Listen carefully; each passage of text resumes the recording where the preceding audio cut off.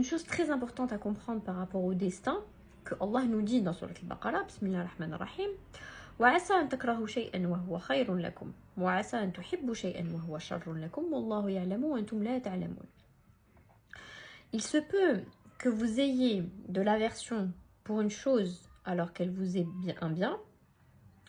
Il se peut que vous aimiez une chose alors qu'elle vous est mauvaise. C'est Allah qui sait alors que vous ne savez pas. En fait, nous les humains, on s'attarde à la chose en général. C'est-à-dire, on va prendre comme exemple le mariage et le divorce. Si je dis le mot mariage, tout le monde va dire « Oh, c'est bien, trop bien, oh là là, c'est bien ». Si je dis le mot divorce, on va dire « Oh là là, c'est pas bien, c'est pas bien, c'est pas bien ». Mais en fait, ça, c'est juste des notions. Il n'y a pas de bien ou de pas bien. Parfois, dans la vie de quelqu'un, le mariage, c'est la pire chose qui peut lui arriver. Et parfois, dans la vie de quelqu'un, le divorce, c'est la meilleure chose qui puisse lui arriver.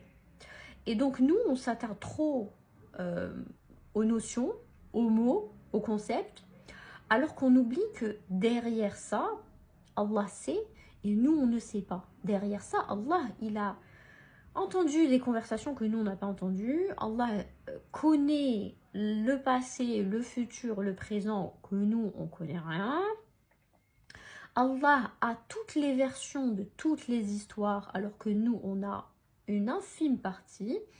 Et donc, il faut qu'on apprenne à se détacher des notions, à se détacher des choses qu'on pense bien et des choses qu'on pense mauvaises.